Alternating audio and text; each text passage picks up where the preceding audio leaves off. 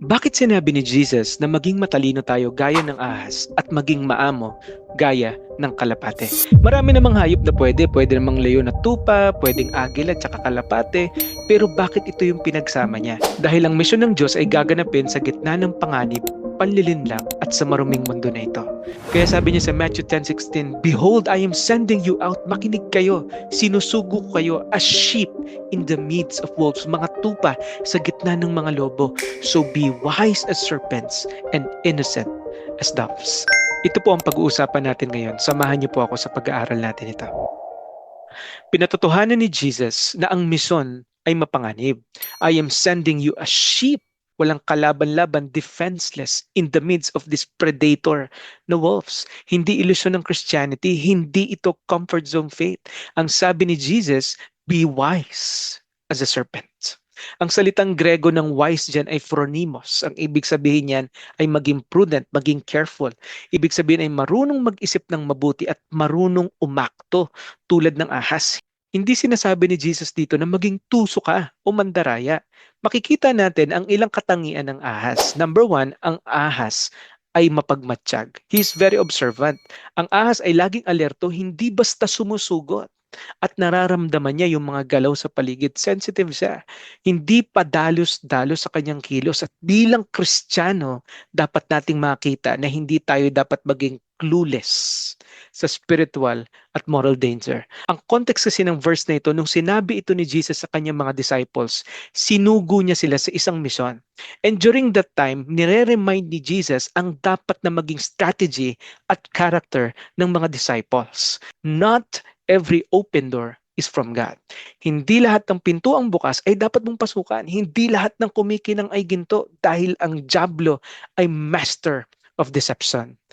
Be alert and sober-minded. Ito ang sinabi ng Panginoon sa kanila, be observant, for the devil is like a roaring lion seeking whom he may devour. Pangalawa, ang ahas ay maingat. Hindi sila agresibo, kundi naman kailangan. Lalayo sila kung pwede at lalaban na lang sila kapag walang choice. Kung makakapanood kayo ng mga video kung paano hinuhuli yung ahas, madalas nakatago yan sa isang sulok. Hindi yan agad manunuklaw, hahanap yan ng tamang timing. Kasi maingat sila. May mga laban na hindi mo kailangan patunayan ng sarili mo. Hindi lahat ng asong tumatahol. Lagi sinasabi sa amin to, kailangan mong pansinin. Even Jesus, sometimes, he stayed silent. During the time na siya ay hinahatulan for crucifixion, tahimik siya sa harap ni Herod at hindi siya sumasagot sa lahat ng paratang sa kanya during crucifixion. Alam naman natin yan kasi sa korte, anything that we say can be used against us. Kaya dito makikita natin that Jesus is careful. Pangatlo, ang ahas ay matalino. Hindi lang basta mapagmatsyag at maingat, siya ay strategic.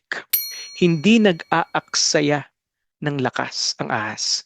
Kumikilos siya sa tamang oras, marunong sa timing, alam niya kung kailan siya aatake. Sa paghahayag ng katotohanan, dapat mo ding maintindihan na may tamang oras, tamang lugar, at tamang paraan. Sa pag-inom ng gamot, meron yan tamang oras. Kapag merong gamot kang iniinom, kahit gaano pa kamahal yan, kapag hindi mo iniinom ng tamang panahon, nawawala ang kanyang epekto sa buhay mo.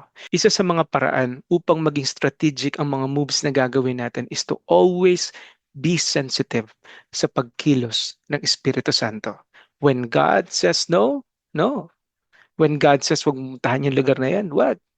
May mga pagkakataon sila Apostle Paul, yung mga disciples, they want to go to this place, pero hindi inaalaw ng Diyos. Be sensitive sa pagkilos ng Panginoon sa iyo. Truth without timing cannot be absorbed. 'Di ba? Pagbanat ka agad ng katotohanan, paano agad matatanggap ng mga tao 'yan? Kailangan mo muna mag-establish ng connection. You have to establish relationship. Wisdom is knowing how and when to speak. Kaya pala sinabi ni Jesus, maging matalino ka gaya ng ahas. Pero hindi lang ahas ang sinabi ni Jesus. Dahil kung ahas lang, magiging manipulative at mandaraya tayo. Ito yung tendency natin eh. Kaya sinabi din ni Jesus sa kanyang mga disciples, be innocent as doves. Sa Jewish custom, ang simbolo ng kalapate ay purity, innocence, sacrifice, and the Holy Spirit. Makikita natin yan sa Bible. In short, ang simbolo ng kalapate ay kalinisan. Ano naman, Pastor? Sinasabi ni Jesus dito na maging strategic ka at magkaroon ka ng maayos na puso at maayos na buhay. Ang kalapate ay malinis. At tulad ng kalapate na ito, dapat tayo magkaroon ng integridad at malinis na pamumuhay. Hindi selfish yung agenda. Live a life that honors God. Live an honorable life. Bakit pas? Hindi naman tayo perpekto sa mundong ito ah. Oo nga, but by His grace, makakaya nating magtagumpay sa kasalanan and we can live this honorable life. When you have a good testimony, your life will speak of Jesus even before you speak.